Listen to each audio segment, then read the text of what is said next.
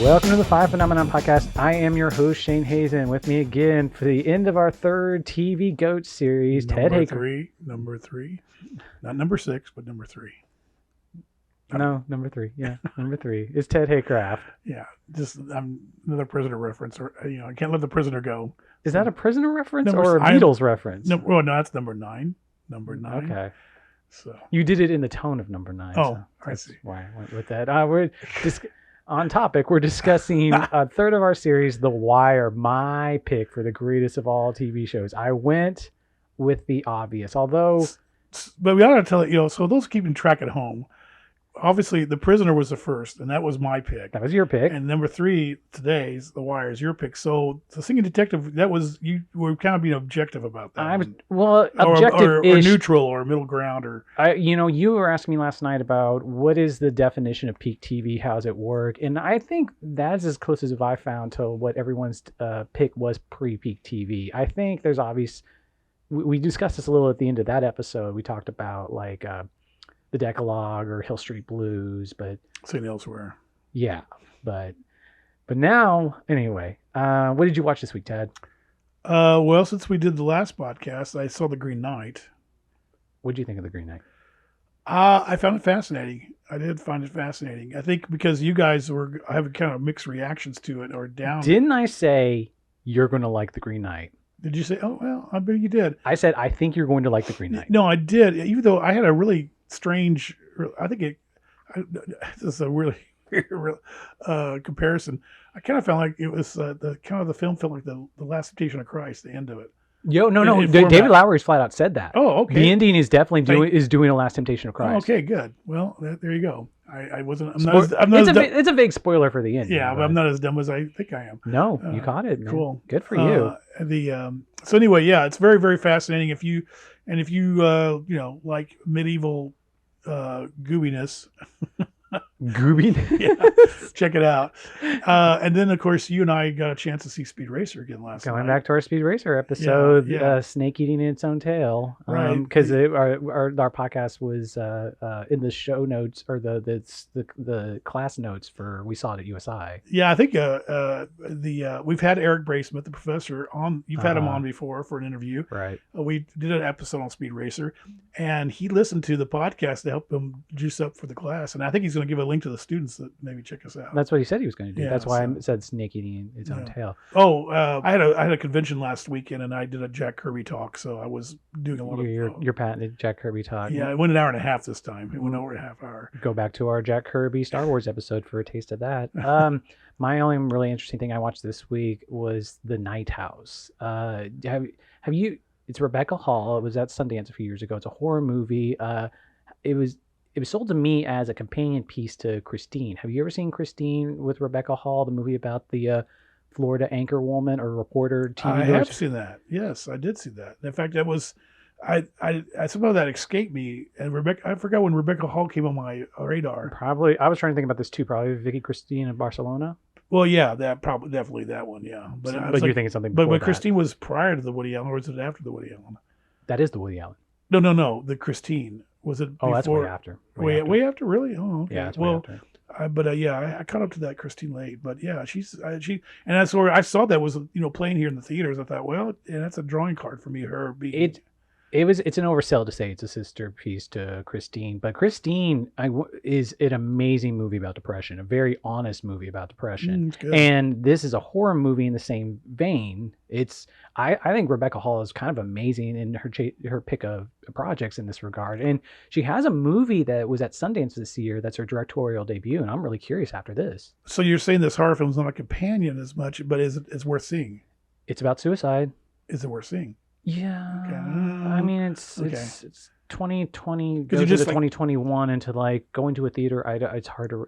Your recommendations are lower. Well, I'm just saying, you like as you said, usually once I see an actor and they have a real good running streak, I'm thinking, okay, they're pretty cool, good choices, and so I typically don't rush the doors for a horror film, but I was like, oh, she's in it. I was confused exactly how on this movie's focus, on exactly how it was about it, and the way it straddled the line between genre, but the way it tackled depression was kind of interesting. So Are you ready, Ted? Are you ready for The Wire? When we were starting to do this, you were just like, I think this is going to be a light episode. And I was like, no.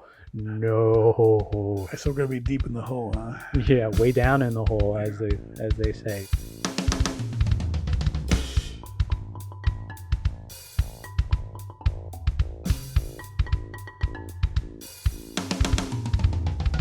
So, Ted, bless you. I have been on you for years to watch this, and you finally watched this a few months ago. Well, and I don't think it's been. I think it's more than a few months because at least 6 months. Yeah, because I need to. Maybe if we go back to Letterboxd, we can see if there's a big gap in my movie watching. It's probably where I watched The Wire. How long did it take you? It didn't take long because if you got the in fact, I've been sitting on the DVD set for so long. I bought it and it came with the soundtrack. I got a nice little deal on that. And I got to a point one of the discs wouldn't play, and I was freaking out because I was binging it. And I was like, it's like I think I remember you telling me about that. I had to go to a used store that sells used items and find the seasons individually, and they were pretty inexpensive because they just it's been sitting on the shelf forever. So I actually had duplicates because I had to get these discs to play. So yeah, but it went pretty fast. And I didn't tell you. I was real. I remember when you told me. I was happy. It's kind of like the same thing you guys did with the Firefly with me. You kept on going, Ted, did you see Firefly? Well, over the years, you having so many years on me as a moviegoer, and in general, I don't want to compete with you in movie watching binges, but if I did, I'd still say you win. And so anytime you have something I haven't seen, there's a lot of them. You always like, why haven't you seen that? Why haven't you seen that? So I have very few over the years, and a lot of it was TV stuff. Well, and I forget the youth. I forget our age difference, and I keep on thinking there's interest in generational difference, but just I have had years less to watch some of this. Right. No, and it's and I'm I was like that with. I have an older generation of guys here in the town, the older layer of film fans, and they collected 16 millimeter right back in the day. That shows you their age. And I was like, I'm never going to catch up to them. They knew so much films. I'm like, how am I ever going to catch up? Do you remember what I told you when I really was getting into The Wire? What I told you, how I tried to sell you on the show? My phrase? No, you have to refresh me. I said the first 3 seasons of The Wire are better than the first 2 Godfathers. Wow, that's high praise. I still stand by it. I have never... Last week, part of the reason I picked Singing Detective on top of just trying to find an objective pick is as I mentioned this on the last episode, the thing I've always wanted is to merge my love of reading good books and watching a good cinematic movie, and finally get that sophistication mixed perfectly. I wanted a good novel on film, and this hit the spot and then some.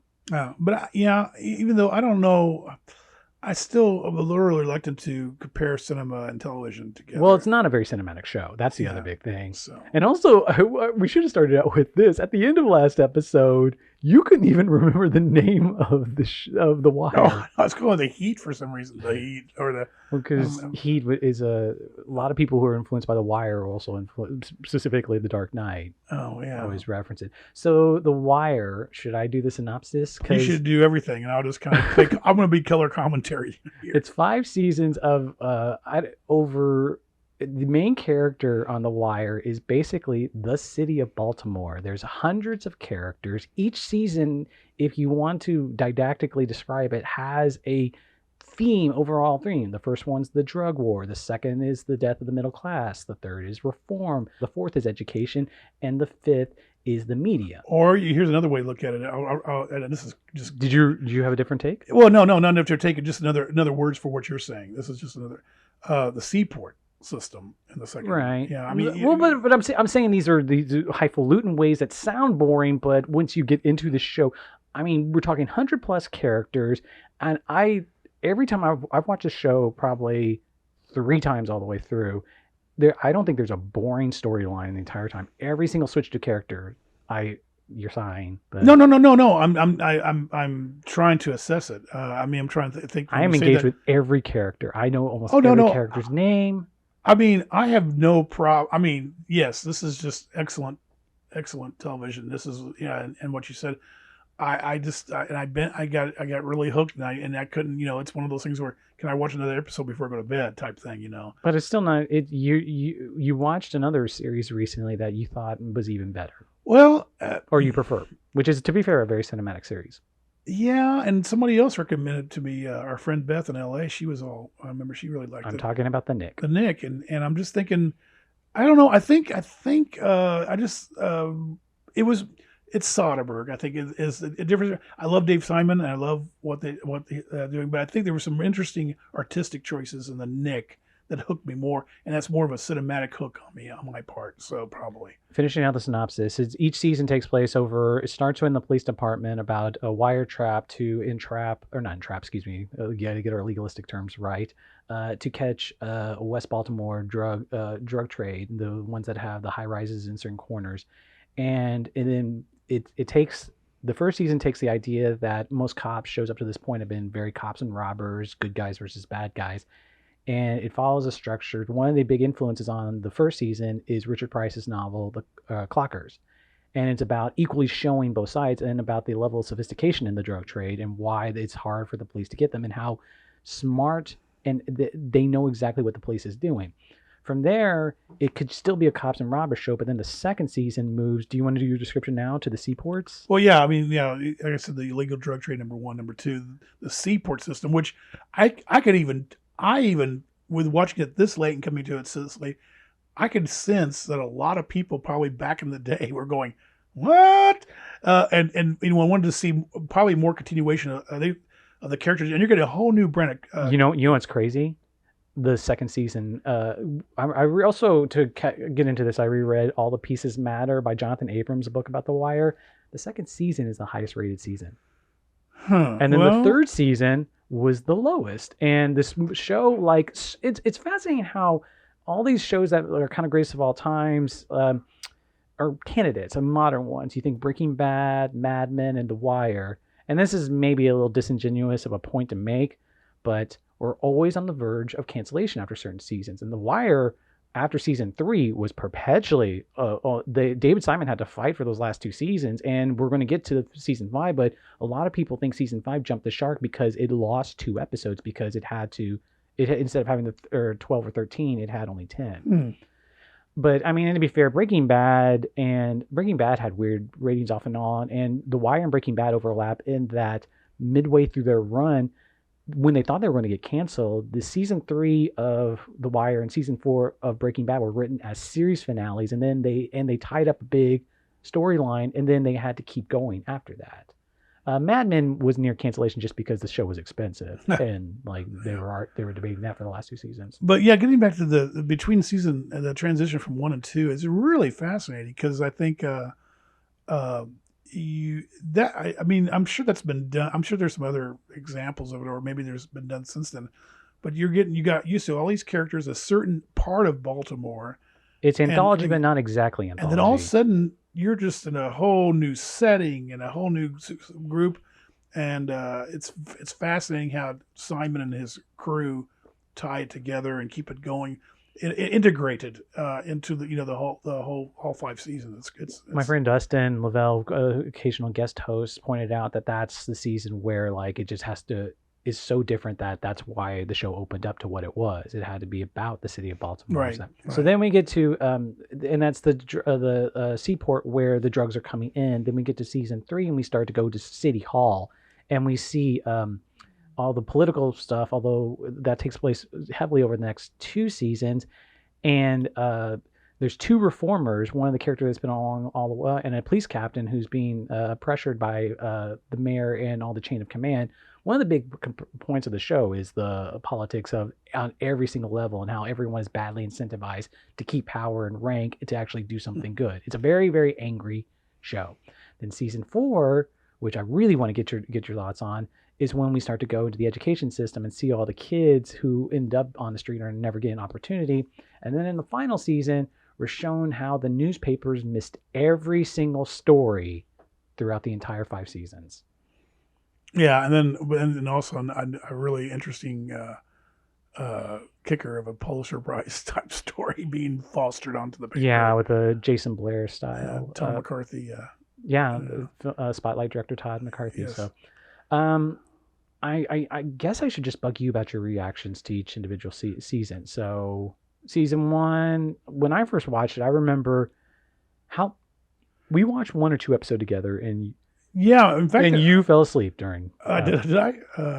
It was late at night. It was late at night. And again, you know, a context. You know, you're like, oh, let's watch one, and you're just so hyped, and I'm like, oh, okay. Because I mean, and I hadn't really set my mind to it yet. Well, it's not even that. The Wire notoriously is when it was on the air, there was a reason it was near cancellation, because like you've never seen a show like this that sets something up and will pay it off episodes later, and therefore the first few episodes are so much setup. Yes, it's just like Marvel origin movies that everybody complains about. But anyway, I would say those movies at least have a little more visceral energy. Yeah, true. Yeah, color and action. Well, I know my first time seeing it. Well, part of the thing is when you start to get to the end of the season and you start realizing how good the payoffs are, you're just like, wait, they've been holding this in their pocket, and then one payoff after another, and then you realize this thing is so meticulously planned. No, yeah, but you do have to pay attention. You have to hang in there. And did you watch it with subtitles? I think it was off and on. A lot of times I think I turned them on. I just want to make sure the slang words. One viewing I did with subtitles on, and it's even at the very least, if you don't understand it, it's just a great way to appreciate the writing. And names. I'm just because I was really getting a little bit almost frustrated because there's so many different levels of the bureaucracy of the police department and the government. There's so many different levels of jobs and titles. Right. And I'm like, okay, he's a captain, or he's a lieutenant, or who's his boss, or who's boss? He's a detective. Yeah. And when they throw a group together to do this special assignment, and they're from different departments, and I was like, that was really frustrating. I was trying, okay, but then if you stay with it, part of it doesn't matter, sort of, in terms of just being specific about titles and where they came from, but their characters are the most important thing, that you get that you hang in there. And I've heard this described of all the President's Men, where like it's written too specifically, but if you follow the behaviors, how everyone's acting to everyone, you can still follow the story. But this is a story about details. Can I stop this for a second? I want to back up for a minute. You said that, you brought the word novel in. I wanted to kind of say, have you read much Charles Dickens? No, but are you bringing up the Dickensian aspect? Yes. Were you going to bring that up at some point? Oh yeah. Okay. Are we going to? No. Let's do it now. Oh, I mean, I'm just saying. I'm more well versed in Dickens movies than I am in books. Okay. But it's I came across and everybody's comparing. I'm like, oh yeah, I guess Dickens comes up just because the newspaper reporter in season 5 just keeps wanting to find the Dickensian aspect to everything. But do you think that this is Dickensian? Yeah, the whole No, I think this critiques the Dickensian thing just because the point of it, at least their approach to the Dickensian model, as from a previous century coming over to ours, is that let's try to empathize with the poor, but not exactly try to change our mind that they may or maybe don't deserve their lot. Right, and then there's also treat the poor like a little bit of a circus. All you literature fans out there are going to throw rocks at me, but I think there's usually happy endings in Dickens novels. I mean, Tale of Two Cities, obviously not. But... No, and that's true. I didn't think about that. I'm thinking Christmas Carol, have a David Copperfield, maybe.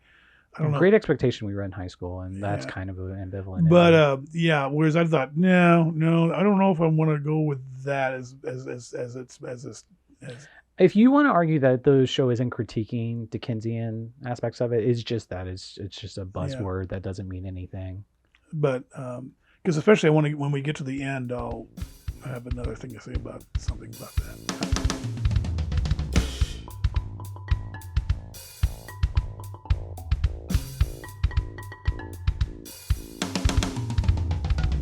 I also sent to you a PDF that I found. You can find on the internet, but there's a show Bible of the first season of what David Simon was originally planning. Right. I love it. Can I read what I highlighted here? Sure, go for it. It says, it is a police story set amid the dysfunction and indifference of an urban department. One that failed to come to terms. I love this. One that failed to come to terms with the permanent nature of urban drug culture. That really sticks out. I mean, because I I guess we all think we're going to make the world better. The world's going to get better. We can just do things, and I love that word, permanent nature of the drug culture. Part of me would argue that that's not the right. That's the phrase that was good for this. That was probably written in like 2000, 2001, right? 2000. Well, the show's long-lasting legacy, which we'll get to later, the fact that it was Obama's favorite show, is how much it's brought to light the failure of the drug war, and it's really started to make everyone think that, at least from like prosecuting the drug on war on drug, or even waging it, is not the way to fix it. But there might, and even then, that's why, because it's a permanent nature now. I'm going to bring up a book that I really love called Chasing the Scream by Johan Hari, The First and Last Days of the War on Drugs. I wanted to save it till later, but it's a significant lateral rethink on how to look at the drug war. But and then another thing to continue on with the other highlight is this is a world in which knowledge is always a double-edged sword. That's a big thing in this thing, because we got this done. But it does this, and we do. Let's go try to fix this, and no, it's going to happen. This is going to cause that. So the funny thing about, which you were saying you didn't get to the end because it's a 70-page document. Mm-hmm. Okay, so if you read the whole thing, the funny thing is that the main-ish character or at least the TV character, the white cop. If you want to default to a lead, Dominic West plays Jimmy Mcnulty. Mcnulty's name in the Bible is McArdle. And which, I mean, is something. You didn't seem to be that interested in it. But the more key thing was, and it's also in All the Pieces Matter, they describe why they pivoted. But the point in the first season where I really first started kicking, like, something's going on, is the wire trap that they have to like keep trying to find a way of getting to go. Because the thing about The Wire that's so amazing, the thing that's amazing about David Simon and all the writers he got in there is like, I've never seen screenwriting that's so good about cause and effect, so thoroughly about sophisticated, complicated things. But the wiretap leads to one of the black detectives going undercover and getting shot, Kima. In the Bible, Kima gets killed. Mm. She doesn't survive the first season. Interesting. But anyway, that's where the show starts to kick in. And even then, when I first watched it, had that feeling of like, they're actually going to kill off a character. They're going to hurt a character, and there's actual ramifications. But I didn't realize how the circular nature of everything. And with Chemo's character, I was thinking maybe, I think they maybe mentioned, maybe I remember that part, because I did read the character description parts in the Bible, and the TV series Bible, not the Bible, and I'm wondering, you hear this trope all the time. The characters wrote themselves, but I'm wondering if when they started doing these, now you got this actress playing her, and you fall in love with the actress. And now she's performing into the characters, and you go, I don't know, I want to get rid of her yet, Well, that's exactly what happened. Yeah. Well, and specifically, it was Carolyn Strauss, who is one of the heads of HBO with Chris Albrecht at the time, said that you have a lesbian cop that's a little more interesting of a character. You're probably going to want to do more. And Simon had to think about it just because he liked the idea that Mcnulty got someone killed. And in the second season, early on, he says something to her whenever it's the end of the first season. He says something to her. It was just like, it's always black cops who get killed, who have to go undercover in this situation. Mm. Yeah. But I think there's enough surprises and deaths that I didn't mind that there's the deaths come in droves. Yeah. And I don't mind that she hung around. That was, but yeah, I could, you could see that originally she probably was going to be, kept dead. But we're going to be spoiling some things for you. We're definitely going to be spoiling. But again, remind you, if you haven't seen it, and you listen to this, and by the time you get around to watching, you're probably going to forget it. And there's so much intricacy, and you're going to hopefully be surprised. I don't know, Ted. I don't know. You're going to surprise it. You're going to spoil everything? No, I'm not going to spoil everything. I'm just like every detail in this show just is strong in my head. I used to tell people that one of the crazier things about the show, it was at a time where Joss Whedon with Buffy was big on killing off certain characters. So if you followed a show, it was always a big deal if you killed off a long-running character, surprisingly. And now that's lost its way. It's like that feels a little more sadistic now to a lot of TV watchers. The show threw that out the window by killing its characters. But at the same time, there's 3 white characters that only get killed in the show. It's just the majority of them is black. The characters on the street are the ones that get killed with impunity. Mm-hmm.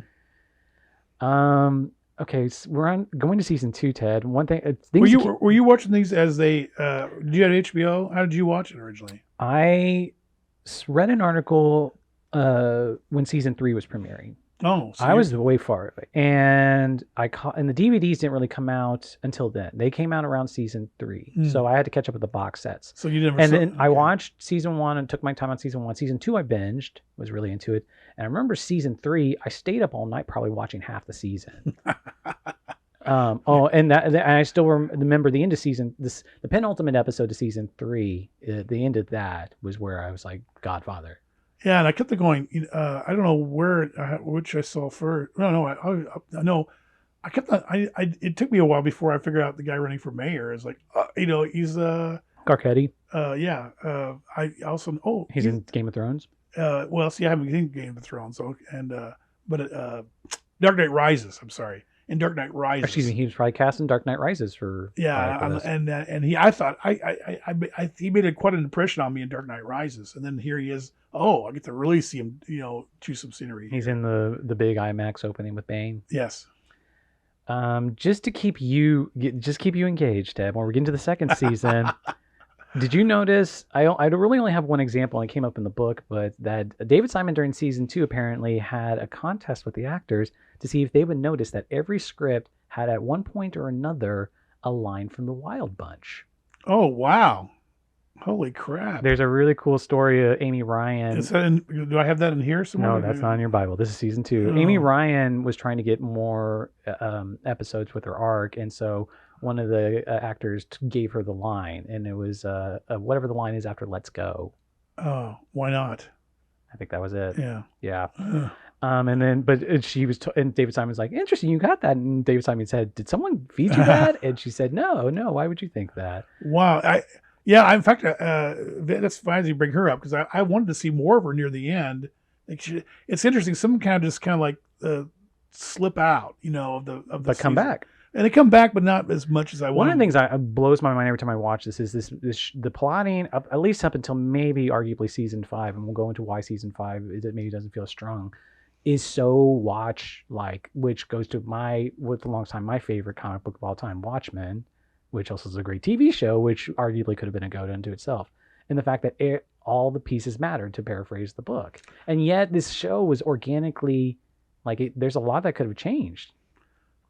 Speaking of Mcnulty and favorite and actors and Amy Ryan, we should stop and say one thing I did watch back in its day, because I work at an NBC affiliate and I was a big fan of, was Homicide. Okay. And that takes place in Baltimore. David Simon. And that's David Simon's baby. David Simon's career, it's the show is created by Ed Burns and David Simon, but mainly David Simon. And David Simon started out the Baltimore Sun as a newspaper reporter, took a year off to hang out in the Baltimore Police Department, and wrote a book called Homicide: Life on the Streets, which is the basis of the TV show, the Baltimore TV show with Barry Levinson directing. So I remember, I think when The Wire started getting some buzz, and I don't think I had HBO at the time. I had one at one time, but I unsubscribed or something. And I remember thinking, oh yeah, I probably need to check that out sometime because I really like the Homicide, and I've been meaning to buy the box set, but one of the actresses in Homicide I really liked, and didn't see her much in anything else, was Callie Thorne, and David brought her back and had her play Mcnulty's ex-wife. Okay, I liked it. So that was a nice, little surprise. I was like, oh, cool. He's had a few TV shows over the period, and a string of actors that he's kept. Clark Johnson Noyes is he's an interesting career, and he directs and acts. And he's Gus in the final season. He directs the first 2 episodes of the first season, and the very final episode. A great character in the last season. Yeah. David Simon was writing. He didn't join up initially with the show, and then in the second season he wrote one. I think he got an Emmy nomination for it, but he was upset that at the end of every episode the criminal had to be caught, and he liked the idea that a criminal would stay on. And the one he got a nomination for was Robin Williams' episode. Are you familiar with that one? Oh gosh, no. It's a long time. I can't remember. I mean, I've never seen it. But yeah. But by the way, are we technically on season 2 now? We're talking now. I mean, we went back to David Simon. We're all around. I need to go back to season 1 for one thing. That was a hoot. and I think is a highlight for a lot of people. And it's the fuck scene, the F word scene. Yeah, that is a masterclass in acting, directing, and writing. Yes. The context of this scene is they have to recanvas a murder investigation scene that was botched, and so these two master detectives who are very alcoholic just start to see the discrepancies, and the scene is done only with fuck, motherfuck, and they just uttered and it's grunts. But you know what's funny? You know what the original end of that scene is? It got cut. The landlord, who's been standing over the shoulder watching it the entire time, when he sees the casing that they find outside, looks at it that's been there for months in the grass, just goes, "Well, I'll be fucked." Yeah, it was that. I have to admit that was a pretty wonderful scene. And the thing is, the show is so foul-mouthed and so obsessed with dick jokes too and fart jokes. Yeah. What's his name? Is Mcnulty's friend? Bunk. Bunk. Yeah, Bunk's he's funny. He's an actor that everybody recognizes. I recognize him. Clark Peters. Yeah, he's wonderful. And wait, let me double check that. He has some great scenes and great relationships. Because we have to bring up the Big O at one point. The what? The Big O. Wendell Pierce. I said Clark Peters. Sorry. Clark Peters is who plays Lester Freeman. Oh, well, yeah, he's great too. And I've seen him in other stuff too. They're both in Treme too, which is Simon's follow-up. Yeah, which I need to see. Yeah, I only, you kind of laughed at I only wrote 1, 2, 3, 4, 5 notes, 5 little notes. It's a long 5 seasons, huh? Isn't it? But yeah, Big O. Yeah, the Big O. Yeah, Omar. So, what did you think of Omar? Well, Omar is the defining character of it. What not defining. There's so many defining characters. I remember other people watching it and they go, "Oh, here comes Omar." Omar coming. Yeah. So yeah, let's put the rest he doesn't let me down, and of course, big spoiler here. Go for it, big spoiler, because I need to talk to this big spoiler. But too. He's a criminal. He wears a duster and he's got a shotgun. I mean, and he's walking around Baltimore, and he kind of whistles to announce this. And so he's kind of the cool, fun, hip character to everybody. Like, oh man, and it's the bad guy that you love, and so he's also gay. Yeah. Oh yeah. Well, that's one thing that surprised. I think. I think David almost did it on purpose. Like, oh, you really like him? Well, let me do this for you. Well, no, there's real characters. All these there are a lot of composite characters. Oh yeah. I mean, there's the diversity and one of the cool things about the show is that almost every person is a real composite character of multiple people, and that most of the events on the show supposedly either happen or rumored to happen. And he plays the Michael K. Williams. The sexual choices, sexual partners are all over the place in this film. In this series. Omar, so you're going along and he's like, this guy's just going to get through this, and he's fun to watch, and he's such a character, and he actually sometimes is helpful to the police in a weird way, and then all of a sudden he gets whacked by a little kid. The second time I watched this show, and you go, oh. The second time I watched the show, I watched it with a friend who, when I was staying in LA, and he would watch it. I would have to miss episodes with him, so he'd catch up without me. And I remember coming home. I was staying in his apartment in LA, and he was on the 5th season, and he said, I think Omar is the main character of the show. I think this show is about Omar. And I was like, interesting. What episode are you on? And he said it. And I did the math. He was 2 episodes away from when Omar got killed. David just pulled the carpet out from under us. That was supposedly, we need to talk about, one of the reasons this show is so novelistic is that they have so many great novelist writers on here. But that was Dennis Lehane, who wrote Mystic River, came up with that idea, and everyone in the room got behind it. This Jesse James-esque idea that Robert Ford is just going to kill you when you're not looking. Yeah. And then of course, that's interesting. He says, "Oh, I think Omar's your friend said Omar." You could argue, you could make some interesting argument because like I said, it seems like Mcnulty is the one that you kind of follow through, and he's the default type of guy. If you want to say something, even though he disappears from season 4, which I can explain later too.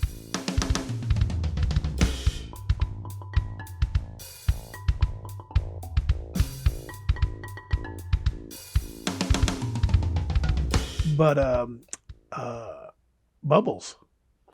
I think that's a really good argument. I think Bubbles is. I could easily argue Bubbles is the main character. You could really go with that as a possible. Because Bubbles' big moment comes in the penultimate episode And then obviously he has the series written about him at the end, but that his meeting moment is kind of the emotional high of the show. And Bubbles is a character he's a really bad drug. I mean, he's really hooked. He's got a really bad drug problem. But one of his partner gets beat up pretty bad in one of the first few episodes. And so this goes to the cause and effect, where one episode ends where he gets beat up, and you're just like, oh, that's kind of sad. But oh well, what happens? And I think in the pilot, Bubbles is just like, or it's pilot or second episode where he's like, he agrees to help the police out. Yeah, so Bubba becomes a snitch, and CI, a criminal informant. And but that's broad stroking it, because it's not you really got to see how it's not a network, an old cop show network snitch is it's kind of like almost a little lovable clown guy or something. Mm-hmm. And this one, he's going in and out, and and sometimes he goes, hey, I need the cash, or I need this, and the cops don't have cash to give him, and it's a very, and then he starts trying to deal with his problem. It's addiction. There's a moment at the end of the first season that it still gets, there's so many Bubbles moments that gets to me, but after Kima gets shot, Bubbles was Kima's CI, and Mcnulty takes it over, and Mcnulty always kind of paid Bubbles a little more than Kima was, and he'd been holding the money, and Bubbles had been kind of clean by that point, and so McNulty gives Bubbles a little bit of the money, and Bubbles then takes a big chunk of it and gives it back to McNulty and says, hey, use this as a bank, and McNulty only says, are you sure? And part of you're watching, every time I rewatched it, I was like, why'd you even have to say that? And Bubbles thinks a second, takes all the money, walks off, and he's gonna shoot up, and he just says, "Don't tell Kima." Yeah. This show is filled with moments like that. Yeah, and let's go back. Mcnulty is. There's one thing about him, and there's a couple of other another major cop that figure in the later part of the series where he is going way over the bounds of being a maverick. And he's mainly in the fifth season. Yeah, but even then he's just ruffling feathers all the time. Well, and actually we forgot. We should say in season 1, the hilarious thing about this whole thing that kind of ignites the match that is his conversation with the judge. It's a very casual conversation with the judge that I'm not doing justice to his name. That Mcnulty. That has, and that's, you can call him McNutty like Bubbles does. McNutty, and it's hilarious because you look back and go, oh my gosh, it's just this little casual conversation that just starts this whole ball rolling that ends up, and then you just see it unfold and just going a big tapestry. Part of the reason into season 1 really I was like, this is masterful, was how the last episode ends in the courthouse again. It circles back, which and oh, by the way, the judge too was a good character in Homicide. That makes sense too. Yeah, he was a good actor in Homicide. That's where I know him from. So I was setting you up for that because I thought you were going to want to talk about your prisoner ending, which I have one thing I want to tell you too, also to keep you engaged along the lines of this Wild Bunch thing too. After season 4, Stephen King wrote an article after when HBO brought them back for the 4th season. That's when they started showing on demand. You can watch the episodes advanced early, and they released half seasons out to the critics. I saw season 4 kind of almost in one fell swoop because it leaked on the internet. And I watched it I think they were up to episode 6, and I'd seen the entire season by that point.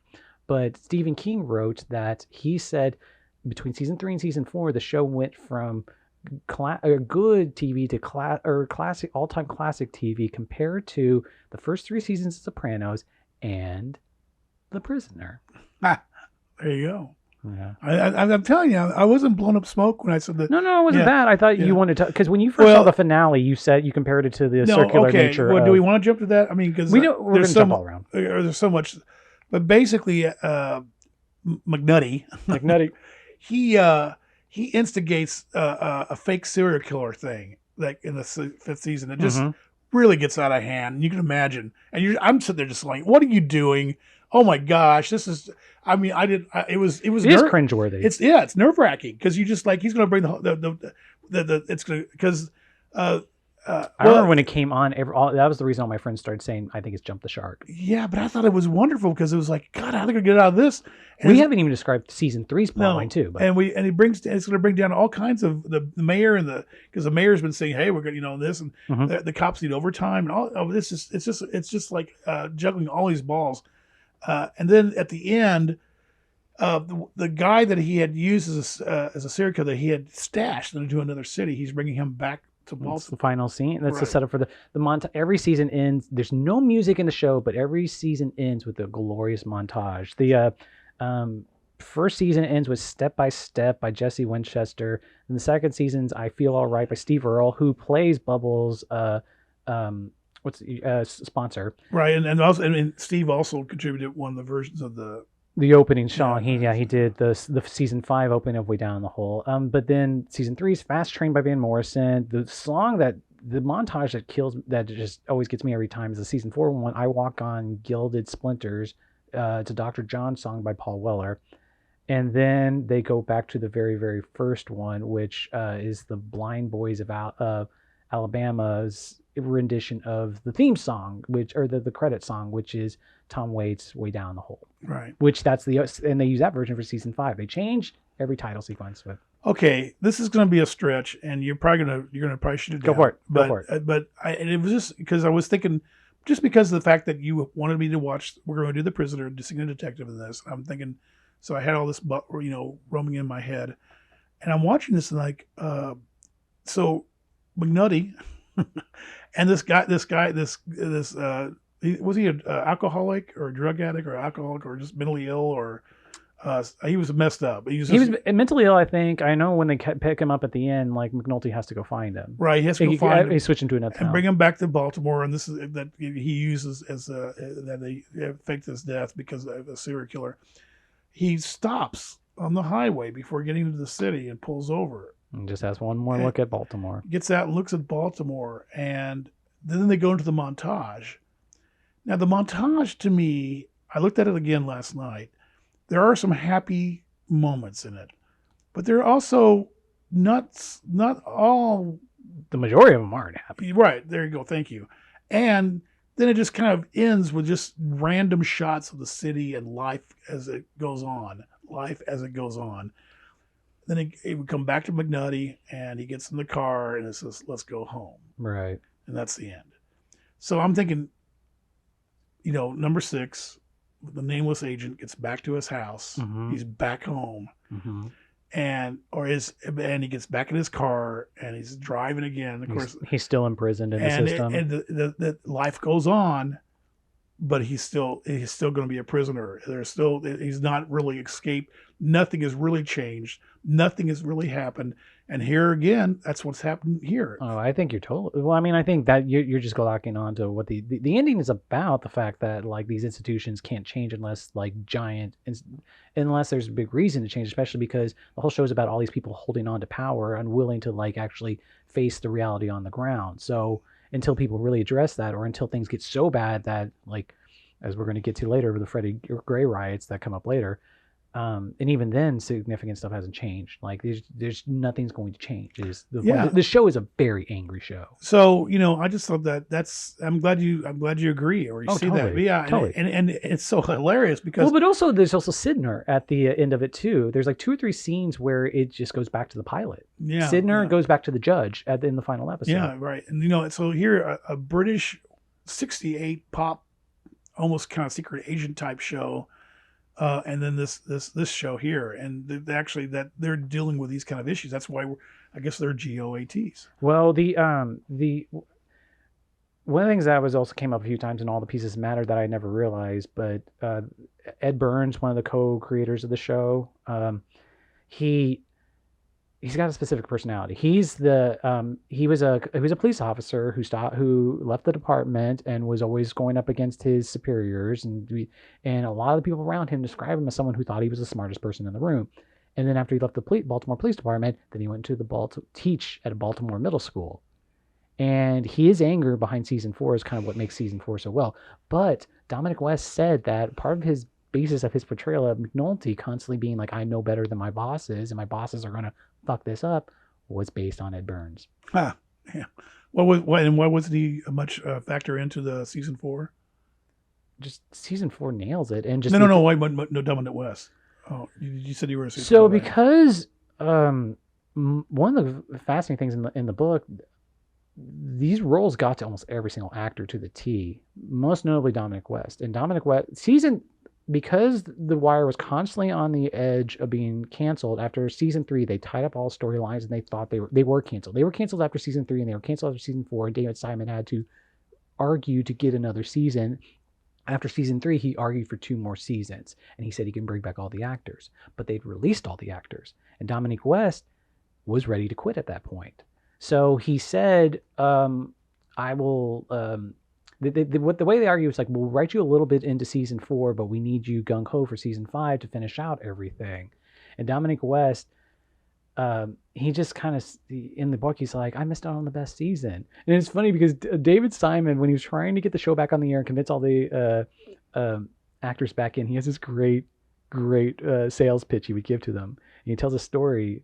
He did it to both Chris Albrecht and Dominic West, where he'd pull them aside and he's like, you know what?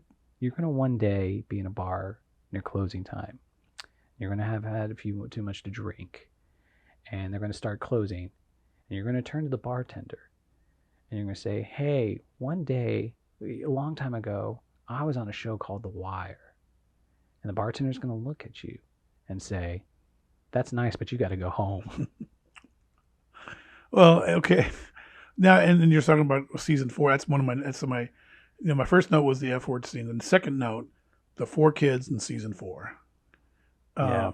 We season 4 is it's a linchpin of this thing in some ways, and it's just a you want to hear something funny? I didn't like season 4 as much as everybody else. When season 3 was my favorite for a long time, it probably kind of still is, but my problem was I always thought I was expecting every season to have at least one way or another to tie up the investigations, and I felt like it set up season 5 so much. And since then, who gives a shit? But that was my opinion at the time. But yeah, you basically follow 4 kids, and it deals with their and the educational system, of any city right now, it seems like, and it'll just break your heart to follow these kids and what happens and how they deal with the school system, how they deal with their neighborhood, how they deal with their families, how they deal with the cops, and it's pretty amazing. Writing, characterization, acting, all around, just amazing. Well, even when you go back to the first season, Presbalewski, one of the nice, this show is just so dimensional with his characters, where Presbalewski starts out the first 3 episodes he's a fuck up because the show's about these fuck ups that get put into a department or to a unit that they're trying to like bury, and then I don't remember what episode, midway through the season, Pres becomes a really good office desk cop, and he loves it. He loves solving puzzles. He's good with paperwork, and he becomes a really good cop. But then season 3, something happens. He gets he he doesn't call out to a suspect after he shoots somebody, and he gets fired, and then he becomes a cop or becomes a teacher in season 4. Right. No, again, on the way all these storylines weave together. Yeah, it's so impressive every time I watch it. And then in season 4, then I had to talk about the ending and Omar's death, and then the last note I wrote down. I'll just go ahead since we're in season 4. The Dennis Denny Wise Cuddies. Yeah. Before that was an interesting character. Did we, when he comes into the town looking for work, mm-hmm. Did we see him previously at all? Okay. No, he's been in prison for a long time. And they make a reference that he worked with this one gang that we do know. I don't know if he was exactly a Barksdale person, but he'd been paid. He kept quiet, and he comes back, and they give him a package as his coming home gift that he gives to somebody else. Gets taken off, or he gets kind of gypped on that. He tries to do good, tries to date this woman, tries to get a decent job. And things go interesting for him, but he ends up making a boxing ring for kids to hang out and learn how to box. And I kind of like that character, but it was weird too because he came out of nowhere, it seemed like to me, and then all of a sudden, he just kind of evaporated slowly out of the. There's I think a little bit of him in season 5, but not much.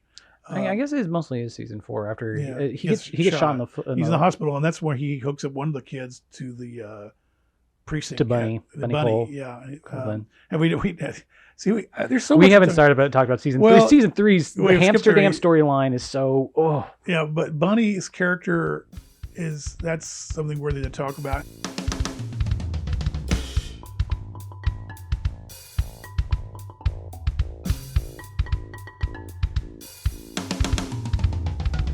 There's something about all these, they brought in late in the novels. They brought in Dennis Lehane. They brought in George Pelecanos, he's worked with David Simon a bunch since then. But my favorite, which this show brought me to him, was Richard Price, and Clockers was the basis of the show, as I mentioned earlier. But Richard Price is a fucking powerhouse. And what's funny is he started in season 3, and I can't remember. There's 3.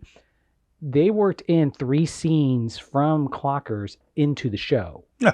One of was in season 4, whenever the detectives run into the corner kids that they've been following. I think it is 3 of the 4 and they run into them at the movies. And the other one, I believe, is in season 3, where Kima's with. I think it's season 3 where Kima's with her son, and she's like, "Good night, Hoppers. Good night, police." Like they say good night instead of saying good night, Moon. They says good night to all the people around them. And those are from Clockers. That's from all those scenes are from Clockers. It's been a long time since I've seen that. I doubt it's in the movie. I doubt those in either of those scenes. They're in the book. They're in the book. They're in the book. Sorry, they are in the book. I got you. But Bunny is interesting too, because like when Bunny's so interesting. The Dominic West character, he's going just he's a good. He has such great intentions, and he wants to and he's bucking the system to try to get things accomplished, and that's just going to get you in trouble because of there's too much bureaucracy and too much corruption. So you got that going. Oh, and he's very angry and self-righteous about it too. Yeah, and he burns a lot of the people around him, including friends. Right, and so that doesn't help matters. But in some cases, I'm thinking, gosh, he almost go. Yeah. There's a reason why he drinks so much and whatever, because of just the crap you got to waddle through. One of my favorite transitions was because he was gone for season 4, and that was the reason I was like, something feels weird that he's not in it. And there's this setup where he'd been sober and with one woman the entire season. Amy Ryan, yeah, Amy Ryan's was from season 2. Was one of her first roles, big roles. And I just remember between season 4 and season 5, I was like, man, they're gonna make a big arc out of Mcnulty falling back. And I think it's his second scene is just him drunk as shit at a bar. I was kind of flirting with somebody and just like, shit never. They said it was a new day. Shit's gonna change, Jimmy. Shit never changes. Yeah, and so Bunny he's a precinct up in a different precinct than the ones some of the other ones are from, and he does this unbelievable program to try to stem the tide of all the drugs going on. He cordons off. If you want to do, we're not going to bug you. We're not going to mess with you. We're not going to arrest you. Whatever. If you do all your drug dealings and stay with your drugs in this one certain part of the city, just one block that was a derelict and needed to be torn down. And they call it Amsterdam initially, and someone there misunderstands and called it Hamsterdam. Oh yeah, that wasn't 3? Yeah, that's 3. Was because that's right. And I was thinking it was mixed in with the kids in the 4.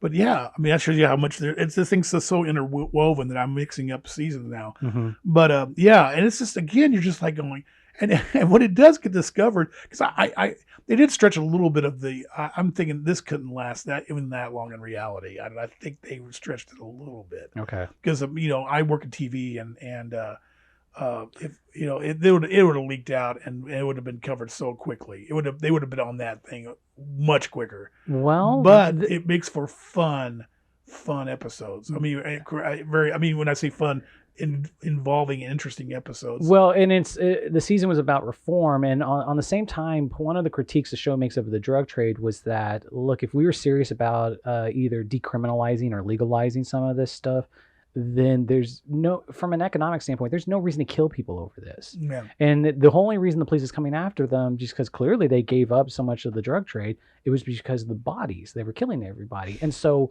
one of the characters, Idris Elba's character, there's 3 big... that's the other one. We haven't talked about him. There's 3 big actors that came from The Wire. Idris Elba, Amy Ryan, and... Michael B. Jordan? Michael B. Jordan. Yeah. And Michael B. Jordan, who has a heartbreaking role in the first season. Yeah. And again, this is better than Two Godfathers. You get to it's his penultimate episode, his last appearance. The Who's Stringer Bells, yeah. Idris Elba's. Yeah, he parallels Bunny in season 3, and when these people, he's trying to change the system by like not having people killed, and his former boss, Avon Barksdale, comes back out from prison, and is just like, we need our corners, we need to do everything, we keep the corners, and Stringer Bell's trying to go legitimate, and he gets trapped in a really that end of that scene, the betrayal stuff at the end is amazing. Well, we need to back up a little bit. Well, let me finish the one thing. There, whenever you have the final line of Stringer Bells in season 3, it is, "Well, get on with it, mother," and he gets cut off. Then when Bunny's final line in season 3 in the next episode, when he finally gets caught, is, "Well, get on with it, mother," and he gets cut off. What were you going to say? Sorry. No, we should. Alba's character. We ought to say that when you get into the first season, the first kind of intro of what you're getting into is a drug group ran by Barksdale. Avon Barksdale. Avon, and you could do it through his nephew D'Angelo Barksdale. Right, and then Avon's revealed to you almost like an onion. It gets peeled down and because he's mysterious to the cops. Right, too. and he's running it really good, and one reason is because of Alba's character, Stringer, and again, Stringer is like, you're watching this guy, and he's trying to make legitimate purchases and try to go in legit. He's taking school, he's going to classes, and when Mcnulty sees his apartment at the end, he sees Adam Smith's Wealth of Nation and says, "Who the fuck was I chasing?" Yes, and he again he's being a maverick within his group. He's reforming. Just as much as Bunny is, or McNulty's doing his weird maverick thing. They're just so you're really. I always thought the parallel was that McNulty's a soldier. Him and Bodie were kind of more that gets made more towards the end of season 4. Yeah, that's true. And there's a nice little scene between the two of them. Yeah, near the end, Bodie. And again, I'm sorry, folks. Hopefully you're getting the idea that there's so many. For those who haven't seen it, there's so many characters that we're just throwing out names left and right. And so we won't be able to do justice to all of them. I mean, there's no way unless we did like 5 episodes of 5 phenomena. I should mention real briefly that there could have been after season 5 ended, even though it was on perpetual cancellation, Simon had an idea for season 6, but what it was going to be was they wanted it between season 3 and 4 because he always wanted the last season to be about the media. And the 2 seasons they supposedly left on the table, the one they were really seriously thought about, but they'd have to be off the air for 2 years to do the research, was immigration. And then Ed Burns said he wanted to do a season about police corruption, which gets to what David Simon and George Pelecanos are currently working on. They're doing an adaptation of Justin Fenton's book, We Own This City, about... I mean, I only looked up the synopsis of this book. I was unfamiliar with this, but during the riots in Freddie Gray's, apparently there was a rogue unit in the Baltimore Police Department that went really rogue. Yeah, it's you should look up the synopsis on it. It's kind of crazy. Oh yeah, I mean it is, and of course I don't know if you really need to see some corruption. I mean, because it's just filtered through the whole thing, it's the one way I'm curious, like how the show is aged, just because the show really had a strong impact. Like you can make the argument that this showed the failure of the war on drugs better than anything else through drama. Like I am not lying. The Wire changed my view on so many things. Like the good art. Like I put The Wire up with. Do you have you read Howard Cruz's book Stuck Rubber Baby? Oh gosh, you're embarrassing me. No, I haven't. I bought it. I read that I read that in middle school, and I just remember I was a kid who would casually use the F word, and then didn't afterwards. Like they just changes your outlook on something almost overnight. Although The Wire is a long watch, but yeah, I actually saw David Simon talk once. Oh, in live, in person? Yeah. And what's cool was it was, speaking of, it was Obama's favorite show. Like, whenever he was running 2008, he famously said it was his favorite. I saw it the day of, do you remember when Obama was running 2008 and Reverend Wright was, he was getting, his campaign looked like it was going to torpedo because of Reverend Wright, and he gave his famous race speech. Oh yeah, I remember that. I saw David Simon speak the day of that speech. Mm. He spoke at the old ACL set, that not the current one. And what was funny was season 5 had finished up, but it hadn't come out on DVD yet. And so a lot of people were DVD watchers on it. And what had happened was they got to the very typical Austin question and answer session, and they said, "Don't spoil anything. There's a lot of people that haven't seen season 5." And Austin question Q&A people very typically don't have a question. They just want to get up there and talk. And this woman gets up and just starts naming every single thing that happens in season 5, completely obliviously. Every single person that dies. And you just hear one groan after another. And then she gets to the end of this and doesn't have a question. Oh yeah, well, yeah, I've been in those situations before, in various ways and conventions. How did you react to season 5? You seem to be a little more defensive. And when you mentioned the TV station, you were saying Amsterdam would have been found. The critique of the media was at the time by reviewers saying David Simon had an axe to grind. No, I'm on board with because newspapers. I mean, primarily newspapers. I've been with an NBC affiliate here in Evansville since 1980 when they were still filming slides. And if something, you have to do it in scale, but if in a small section of Jimtown right now, someone legalized drugs, do you think it would be caught? Oh yeah, I think so. Okay. But you interrupted. I was going to say I've been bought out by different corporations, and oh really? More and the bigger and there's less corporations with more stations now. It just keeps on, and so I can relate to what all that stuff that was being said, but yeah, that's kind of stuff's going on all the time now, and it's really bad. And you are getting, again, the digital world. There's a really nice feature about the episode 5 on the DVD, and talk about how season 5 that they're giving away, we're going to give away the news, and then do less with more. Yeah, and things like that, and then it's like, it's backfired on us now because that's what everybody thinks. Oh, news is free now. David Simon's big critique was that the newspapers were flush with money in the 80s, and they should have invested in explaining how a community works to people. And what's funny rewatching season 5 to me now is that we're in the midst of a giant need for media critique, just because the incentives are so messed up for media right now, and they're constantly just, especially this is Facebook was cementing itself at this point, but like the effect of using certain media to polarize and get people to piss off and just get mad at headlines.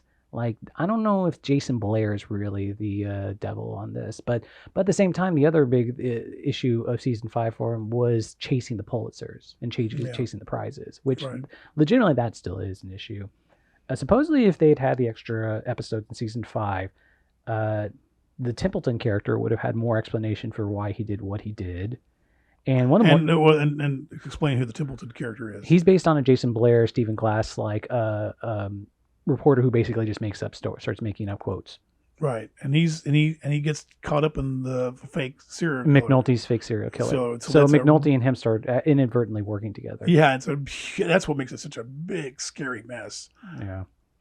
The other storyline was that one of the 4 kids, Randy, the guy that the Method Man plays, Cheese. Mm-hmm. He was supposed to be Randy's dad, one of the 4 kids' dad. Oh, okay. Yeah. But yeah, there's all kinds of. We haven't got the Marlow, and his character. Marlow actually was a big issue for me in the later seasons. What do you think of Marlow? Again, it's like Barksdale originally was. It's like, man, how's this guy going to come down? How's this guy going to mess with me? He's really handling the whole situation really well and very manipulative, and I enjoyed him because the actor they got the pick has just got such a mesmerizing look to him and calmness in his eyes. My issue was that they I thought they humanized Barksdale, especially when they got to the end where D'Angelo points out to McNulty, he's like, who my grandfather is, and the fact that there was a generational thing of them being in the drug trade. Marlow, they talked about him being this next generation sociopath, and like a lot of people in Marlow's crew were sociopaths, specifically Chris, who they at least give him in a really oblique way whenever he kills Michael's child abusing father, and he kills him in an excessively violent way. It's hard to watch. You at least that's the only explanation you have for Chris's background, but it's enough. Yeah, I was like, okay.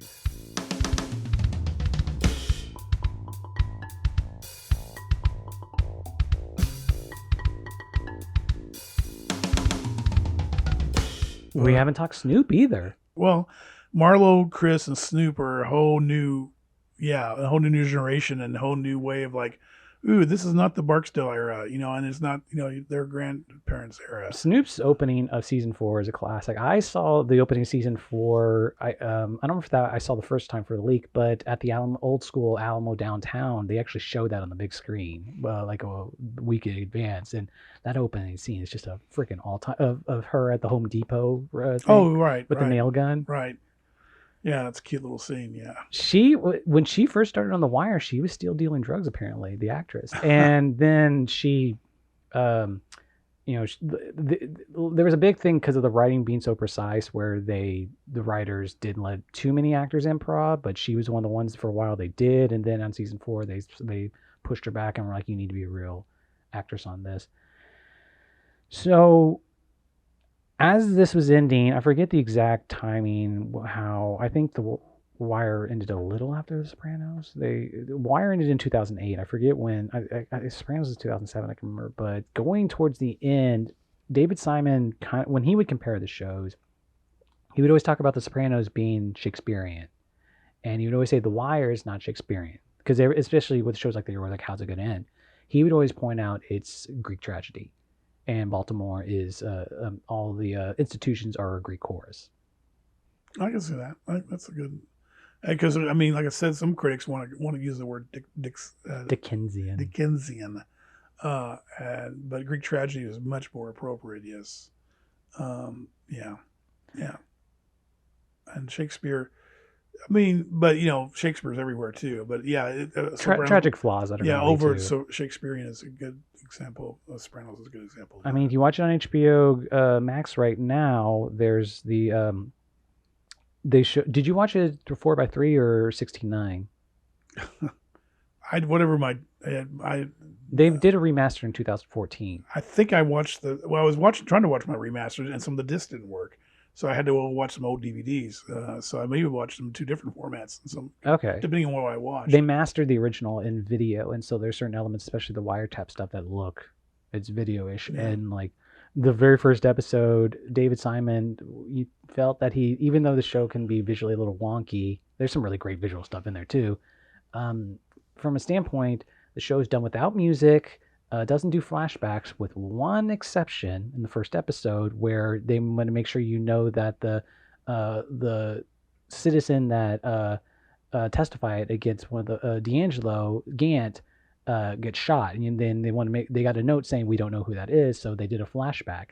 And the thing is, when they do the flashback, it shows him Gant testifying again, but then like it does this in this like blue tinge, and then it pauses, and then it zooms in like with a cut like 3 times. Like it's one thing that to like just show that shot again to remind you of the characters. It's another like boom boom boom zoom in on it.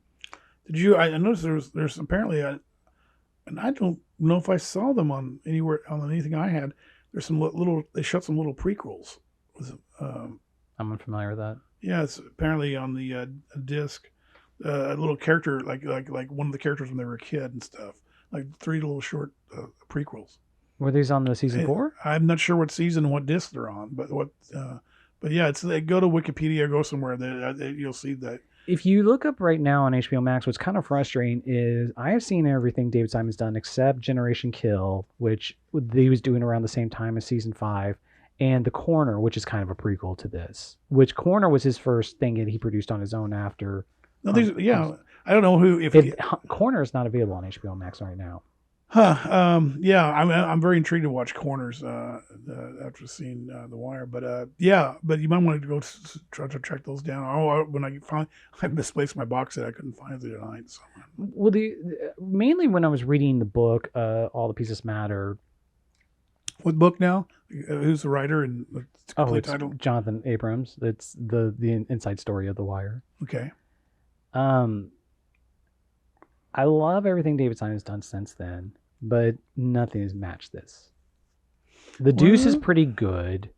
Show Me a Hero. He's done 2 series, Treme and The Deuce, which are both 3 season, and then he's done a few miniseries. He did The Plot Against America, and he did my favorite of his miniseries is Show Me a Hero with Oscar Isaac. That's yeah. I mean, you know, that's the case with almost every creator we could talk about, and no matter what field, they hit a high point. Well, to that point, it's hard. Sometimes you get back to it, sometimes you fall off, or it's sporadic, or you just never get back to it. Well, you know how you're fond of Lennon McCartney collaboration argument of like together they were going to make something bigger than the two of them separately. Mm-hmm. I mean, the Murderers Row of novelists on this, like Simon's work. I think Richard Price has done a few things. Richard Price was on The Deuce. Pelicanos has worked with him a bunch. Lane, I don't know. I don't know. Maybe Ed Burns worked with him on Generation Kill. I forget how much he's worked with him since. Or is this just like, especially, I'm forgetting the writer that was the one that did a lot of the politics and the city stuff. They knew Baltimore through and through. That's the reason I'm excited about We Own This City. It's his first return to Baltimore since The Wire. Yeah, I mean, it's gonna, are we excited about David Chase coming back to the Soprano thing? Storyline. That trailer is wonky, but yeah, I'm sure. Even though he's not directing it, it's interesting. I guess. Well, he only directed the first and last episode. No, I know, but which is weird though. Why he didn't direct it? We did our episode on Not Fade Away. Not Fade Away, and I thought, okay, he's gonna just, if he wants to do anything more, he's gonna direct something. And so I'm thinking, did he? Well, is he upset because they didn't do well, and he's like, I'm not gonna screw that. Well, even if he gets in a position, I just assumed like if he gets in a position where he doesn't have the juice to get another movie, that's when he'd go back to Sopranos. How old is he now? Too. That's always you always hear that it's a young man's game directing. I mean, it's Terrence Winter, I think, that's directing, and he was a Sopranos director. So maybe that just to have more. Sit back and really control it, and then let somebody handle the physicality of it. Yeah. So what are you saying about those writers? You're talking about their careers? I mean, because I don't know. Because when I was reading All the Pieces Matter book, I thought, man, this is a time and place of them hungry doing some of their first TV.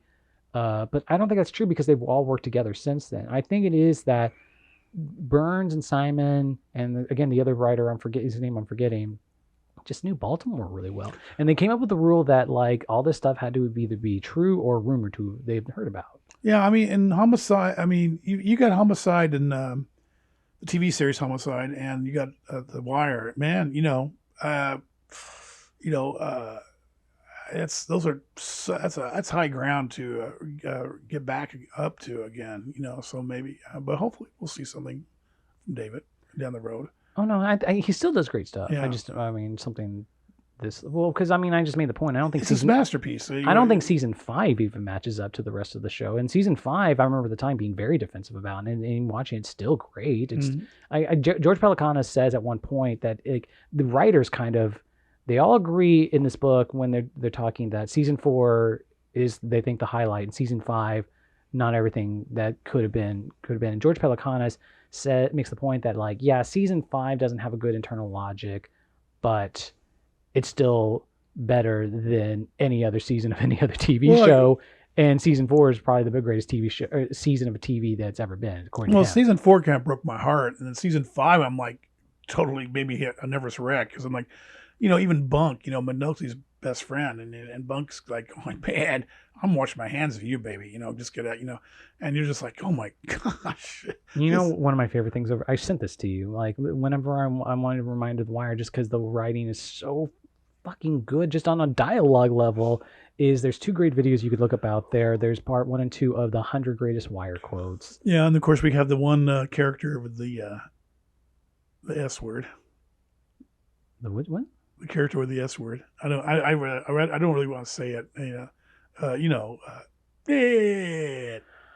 Clay Davis. Yeah. Shit. Oh, we should talk about that because it's crazy. I figured you would want to talk about it, but I don't really. I want you to say it because you have no problems with the 4-letter words. Well, it's crazy. I don't know why. Starting with he was in Spike Lee movies, and starting with 25th Hour, he said "shit" exactly that way, and he said it repeatedly that way in multiple Spike Lee movies. And then when he came to The Wire, he plays a crooked not city councilman, is he? States. Anyway, yeah, he's some politician. Yeah, and his thing is, in the scripts that he asked them to write specifically 9 E's into it whenever he said shit. And the funniest thing, which I've heard no one point out, is have you ever seen that movie Cedar Rapids with Ed Helms?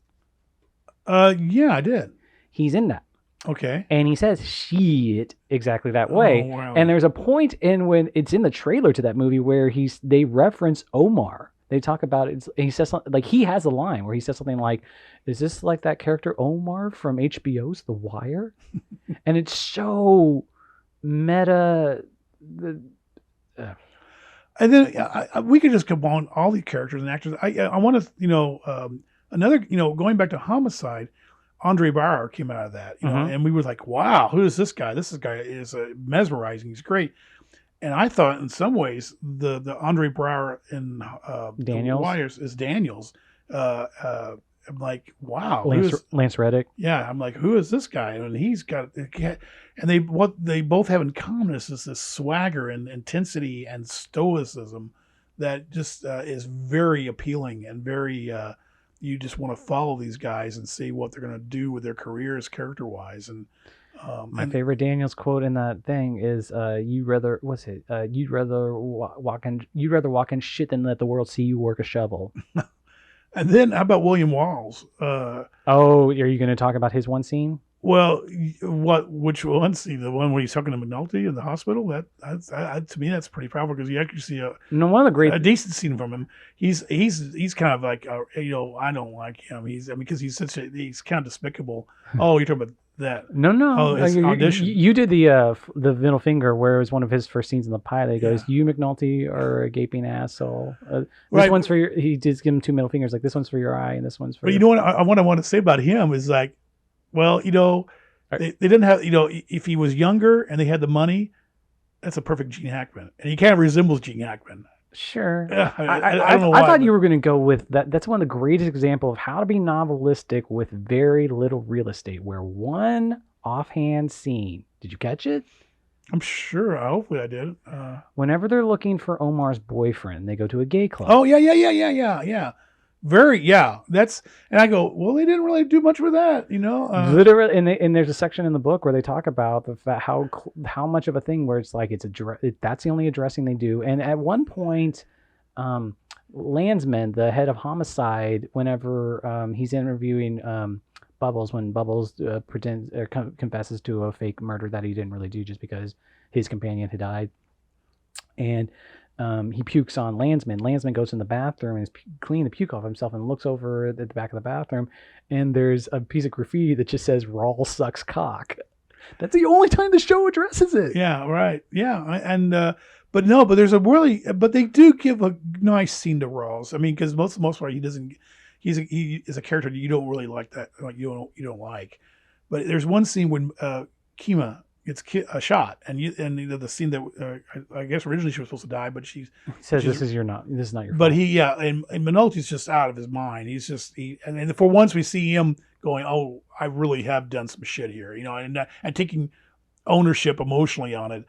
And Rawls says, man, you Mcnulty are a gaping asshole. We both know this, but you didn't do this. Yeah, and really does what you think. Hopefully you see the Brotherhood of Cops talking to each other when these kind of things happen. I think the Ed Burns anger comes into this where I can't speak on a Baltimore Police Department, but like the level of the thing about this show that's always frustrating is like, why were people so obsessed with power and rank? Why is everyone obsessed with promotion? Why is everyone? And that's the great part about what's his name, what's his name? Who he ends up with the young dancer girl. Lester. Lester, yeah. Lester's one of these guys, and I know these people here in real life and works and situations. I've got friends like this where they're really good, and they are creative, and they can produce things, they can do, but the system won't let them. They see what the system is all about, so they just get a quiet little job in the corner. This is kind of Lester's introduction, where he I think it's like the third or fourth episode where you realize he's a character with brains. Yeah, and he was probably going the Mcnulty route originally as a young guy. Yeah, and he said, and it's not going to go anywhere. Well, he the exact same thing that happened to Mcnulty at the end of season 1, going to season 2, happened to him, and he just stayed there for years. So it's those people that you see at work that wow, this person's a very this person can do a lot more, and yet he just sees the futility of it and just says, okay, I'll do my 40 hours and then go home and live my life out and not really rock the boat. I mean, this show is just. I mean, are you going to watch it again? Yeah, I'll watch it definitely. But I don't know how soon I'll get some of the other series, because if I start rattling off some of the series that I've seen people haven't seen, I have not seen, that they're gonna be like, well, why am I listening to him talking? I've had a little bit of homework for upcoming episodes, and I've been playing hooky by I kept saying, like, I originally had the idea I was just going to watch the opener and closer of each season, and then I kind of expanded that because after Michael B. Jordan died in his Wallace, where the fuck's Wallace? When he dies in the first season, George Pelecanos started doing all the penultimate episodes, and the penultimate episodes are kind of, the season finales were always the last 2 episodes because all the real shit happened in the penultimate episode, but the fallout was in the finale. And I originally planned to do that, but then I put them on. I can't stop watching. Yeah, well, there you go.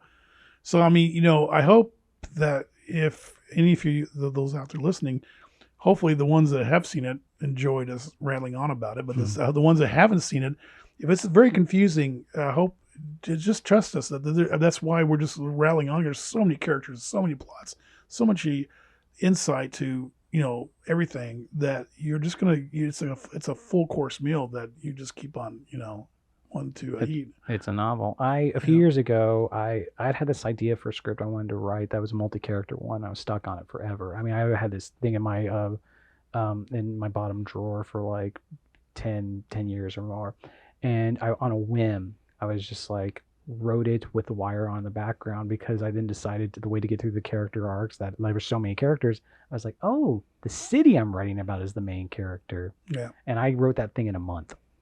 There you go. The Wire is amazing. I guess that's it for this episode. Ted, I wanted to thank you for doing these TV shows, all the amount of TV you watched 6 months ago.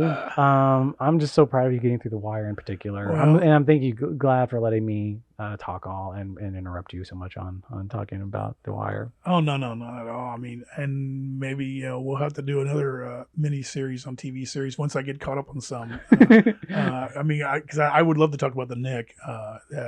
Well, let's see if you can get around to Breaking Bad and Breaking Bad and Mad Men. I got Mad Men at home. I don't have a set of Breaking Bad, but I'm probably going to break down and get it. 2 parts, 4 through 6 of this series. Thanks everybody for listening. Be seeing you. Be seeing you. You had to get it in.